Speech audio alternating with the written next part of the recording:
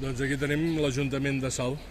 Aquí abans hi havia l'edifici de l'Escola La Salle, però després els salians van marxar i l'edifici va ser ben aprofitat per fer-hi l'Ajuntament de Salt, que antigament estava per davant.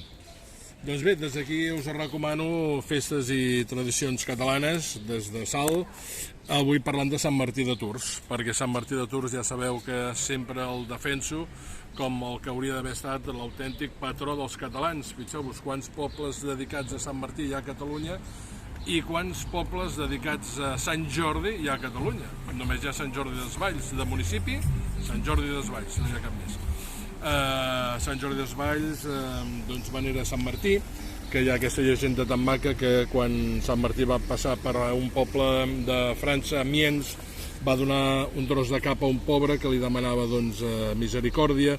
És el patró de la cavalleria catalana fins que va ser desbancat per Sant Jordi, dels ferrers, dels moliners, fins i tot si teniu oques doncs és el patró de les oques.